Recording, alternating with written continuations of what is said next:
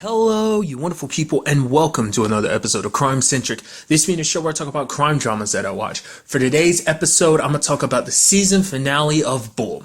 A very good episode, a very good season finale. I wasn't really sure what kind of case they would be dealing with in the season finale, as I brought up before. I previously thought, it's like, I thought the end-all be-all would, be Benny's case. I thought that'd be, that, but I would say that was taken care of a couple episodes back. But in this particular episode, we have JP and Bull working on a new case together, which is any excuse to see Eliza Dushku just because she's talented and amazing. I really hope, granted, I'll go ahead and bring it up at the top. I don't know if this is being renewed for a second season.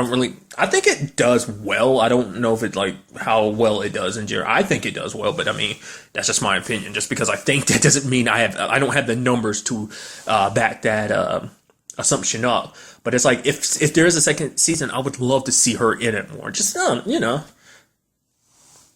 especially where her and Bull are. But I mean, the point of getting back to it, obviously in this episode, they're working on a new case, and it's very interesting. This is the second case back to back where JP and Bull kind of butt heads on not agreeing with the whole how things should proceed. In this particular case, it's they're representing a woman named Cecilia who's basically been arrested by the DEA mainly because they were found drugs at her house because of an anonymous tip. But it's the real person they're really after, the government is in general, is her brother, because her brother's connected to the cartel and stuff like that.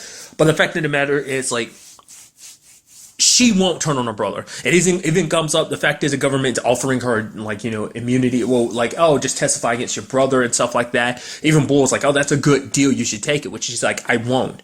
Because in Bull's mind, it's all your brother did was hire us. That doesn't make him a good, the fact of the matter is he knows he did this, but he pretends like he didn't. Which for Cecilia, it's I don't care. Yes, my brother may have done some stuff in the past. She kind of alludes to the fact it's oh yeah, but whatever. It's she knows about her brother's past, but he promised to never bring that world into her as well as her son Peter's life, and he's kept that promise. So that's why she's not going to turn on him. Because the whole thing is oh yeah, there's I forgot what they call it. It's another rival,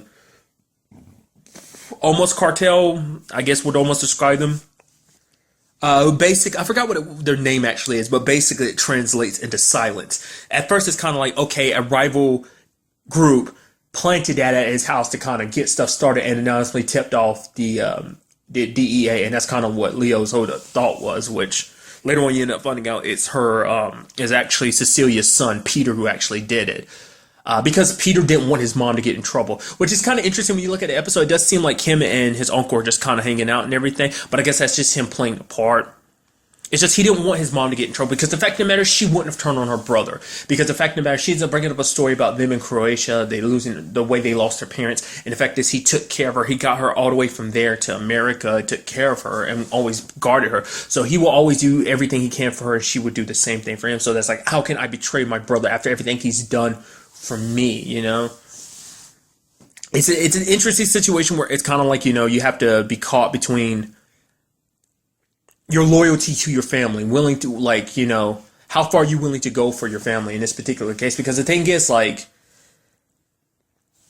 because that's what really finally crossed the line. Is because when she found out her son would go that far, using a burner phone that most likely belonged to his uncle, and then also using a voice modulator and everything, and just to get because you see at the beginning, when you look back on it, I bet you, what I'm trying to say, I'm stumbling across my word. If you look at that original scene and look back at it differently, knowing that, it makes that situation even more impactful, because it's him, mom, it's because he's holy crap, I just got my mom arrested. I did this because I wanted to help, but I didn't know it was going to screw her over. But the whole point is JP and Bull have the difference of opinion about this situation, because Bull's yeah, she should immediately was yo, she should turn on her brother, because the fact of the matter is it's his drug, which JP plays the lawyer aspect of me, we don't know that it's her brother's drugs and everything like that. He's been accused of being associated with all this, but no real evidence has come up to prove that he's a bad guy and everything. But for JP, this case means a lot. Because at first I'm why is she pushing so hard for Cecilia? Is it something she's not really telling Bull? Is it because she actually cares about Cecilia? Which it kind of balances itself out, because obviously you end up finding out that JP's real motive is, the fact of the matter is basically she was given this job by a dude named Gary, who also works at a branch of the law firm that she's kind of taken over. She's been running this particular law firm for 8 years. Prior to that, she didn't own it, obviously. people like Gary did, who kind of did whatever it takes, worked with seated clients and stuff like that. But working with kind of the not so upscale clients, people who are guilty, representing like really bad people, not people accused of doing bad things, like people are bad, but you're representing them anyway. They bring in the bucks and keep the operations going. She never wanted to dabble with that stuff, but it's like, it's still a business, so they need money, and those clients tend to pay a lot of money. So it's like, hey, you do that as long as, I don't get caught up in that. But, JP's thing is like, Gary offers her a basically buyout, that basically they take up her fraction, buy her out for her part of the firm, and she gets her own firm. She gets to also take all her clients with her, kind of run things her own way, not have to worry about where the money comes from in those particular situations.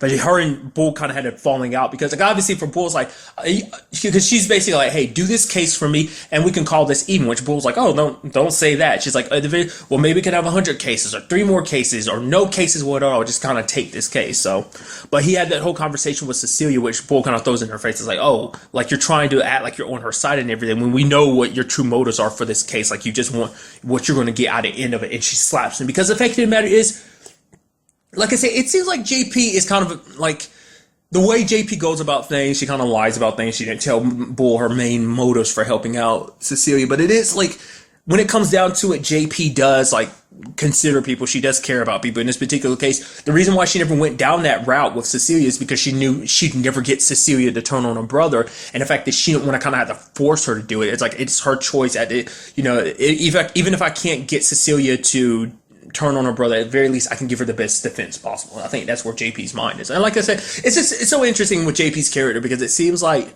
and I guess it kind of reflects heavily like Bull too, because they're very complicated people is what I'm trying to get at. So there's even this kind of like cute moment, like not cute, it's kind of, I mean, it's sad I'm referring to it as cute, but the fact that she walks into the court, she looks a little down because I guess it's like, she doesn't, because I guess she didn't run into Bull, like obviously they're fighting and everything, so they're not on good terms, so I guess she just felt a little down. She enters, and then Bull's like, oh, come on, you look like you're all down and stuff. It's just like, I wonder, just because I think on some level, like JP wasn't sure she'd be able to handle this on her own. I mean, that's something she made very clear from the beginning. The reason why she took this, she needs Bull's help, is because it's like she doesn't believe that she could win this on her own. That's why she needs his help. I mean, this is also another very interesting case. I haven't even talked about the case aspect to it. I mean, for one, it's because of the nature of it, connected to drugs and everything, and like cartels, people dying in the streets, getting caught in the middle of gunfights and stuff like that, to the point everyone in the jury, the moment they're like, okay, so who doesn't think they can be impartial in this situation? And everyone raised their hands. Every one of the dudes is like, yo, I take drugs, so I don't think I should be, I won't be able to give a non-biased opinion when it comes to this. It's like, you're willing to say that just to get out of this case. That's very interesting. But on top of that, what makes it even more interesting is that a judge decides that he's going to change things up. Basically, he makes it an anonymous trial, that basically all the jury is hidden. That way, no one has to worry about their safety being, in danger and stuff like that. Which obviously, works for their benefit, but it also screws over Bull, because Bull's whole thing is to examine people, get to know who they are, read them. It's like, how are you going to learn someone's identity if you've never seen them before? So, like, that kind of throws their entire playbook out the window, which has come up before, but I feel like not to this degree, even to Bull, the point, like, JP's like, so what are you going to do from here? He's like, honestly, don't know. Never run into this particular situation before. And then they had to kind of do a rough estimate of, like, creating a mock jury, because, like, Bull's listening to people's voices and trying to decide what kind of persons they are, like, what he can pull from that. And so it's like, a very rough estimate of, like, we don't really know if we actually got the right mock jury to really reflect the real jury. So it's a very complicated case. But obviously that all turns around when they learn the truth about, like, Leo and stuff like that, and getting Cecilia to testify, which they lied to JP about, mainly because I think it was like they didn't want to kind of implement JP in all of this, because it's like, if JP knew the truth, then maybe she'd be more reluctant to kind of, let them do what they were going to do. Is my trying to because at the end of the day, Bull, like, did what he did to help them and everything. Basically had Cecilia, like, basically the entire room was kind of part of the theatrics. Like, the other side acted like, we didn't notarize this last page. Oh, that means the warrant wasn't right. Oh man, Gee Willikers, oh man, this sucks. Looks like you guys win this case and everything, JP and then wins the case. And even JP was kind of like, okay, wait, what just happened? It's like, oh wow, you just got everything. Pool's like, oh yeah, you brought those papers with you, right? That Gary's supposed to sign? It's like, oh yeah, I mean, I don't know why, but I mean, I would recommend you go ahead and get Gary to sign those. And then JP walks out, and then all of a sudden, like, because the whole point was to make it so that, because if it gets found out that Cecilia testified against her brother, they kind of threw him under the bus, then there's a possibility that, I mean, we don't know if he actually would, but there's a possibility that he could basically put a target on her back for that. So, like I said, we don't know if he's actually that type of person or not. I mean, to be fair, like, he promised his sister he would never, like, bring that world to their doorsteps, and he did. They're having a party and everything, and he's got the audacity to hide drugs underneath her porch and stuff like that. So, I mean, who really knows what he's capable of? So, but Cecilia was able to walk away from that, not having her brother be suspecting that she turned on him like that. So, and unfortunately for JP, she got to walk away with everything she wanted. She helped out Cecilia, and she got herself her new position. So, her and Bull are kind of good. They're like, I'll be seeing you around, She's thinking it was like, yeah, you lied to me, you manipulated me, and thanks. So, once again, don't know where the whole him and Diana situation, or is it Diane? That happens too often. Like, I'm always like, Diana, because I can never get it straight, because there's so many TV shows that have Dianas, and then I'm like, oh, is it Diane? Like, I can never get it straight. I want to say it might have been Diana, but it might have been Diane, I don't remember. But Flint, right? Jill Flint, that's the actress's name. How about I call her something else? But it's like, yeah, her Flint's her last name. Like I said, the last time we saw it seemed like they were good, but like, I guess like this whole JP situation makes it seem like, oh yeah, like everything is not good because him and JP are hitting it off now. So which is fine too. But it leaves me a little conflicted because of like I said, I think the whole point of it is like, hey, the fact is, Bull wanted to take that step forward. Whether the relationship worked out or not, which you kind of wanted it to, but the fact of the matter is that the relationship don't work out doesn't change the fact is that, he did still take that step forward, even though he's kind of been very reluctant. He's a little flirty and everything like that, but it still seems like Bull isn't all that keen on putting his heart out there. He doesn't really wear his heart on his sleeves on occasion. Is how, at least how I look at it. So, like I brought up before, I'd love to see Eliza Dushku, JP more in the show. Like I said, that also depends on if there's a second season or not, which I'm crossing my fingers and hoping so. Because I'd love to, obviously, I appreciate this season gave me everything I wanted. I wanted a little taste of everybody's past, which I got a little bit of, kind of got to learn a little bit more of their backgrounds, a lot of their stories and stuff like that. I'd also love to find out more about Bull, because that's why I was thinking a season finale or something. I felt like maybe this is going to be something to do with Bull too. So, granted, I went into this thing, I already brought up earlier, what I thought was going to, but I was ahead of time, but it's once that whole Benny situation got settled, that kind of disappeared. So I guess I was thinking maybe something related to Bull, but not. Because a lot of his stuff from his past, we know about his dad. I don't remember if he really brought too much about his mom. He brings up the fact that he has a sibling too, so it's there's so much about Bull we don't know. The fact of the matter is, it's hard to even tell who on the team knows what about Bull, because there's always new stuff coming up about Bull. For example, Cable found out last episode about the whole, him failing the bar, twice or three times? And it's that's something she didn't know, but it's does someone like Benny or Marissa know? Because Marissa seems like she's known him the longest, and probably the same thing with Benny, considering the fact is that he married her sister, but he married Benny's sister, which is I don't know if they were actually married for a very long time or not. So, but I get the feeling maybe Marissa was the one he's known the longest. Maybe not. I don't know.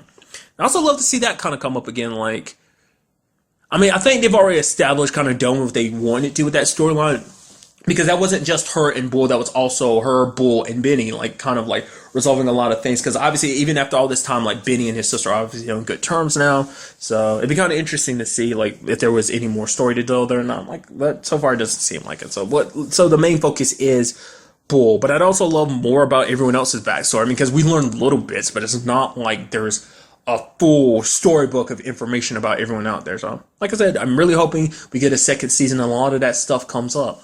Because I'd love to see a lot more situations where Bull is kind of caught off guard. Because a lot of times it does seem like things are more in Bull's control. And also the fact is they never lose.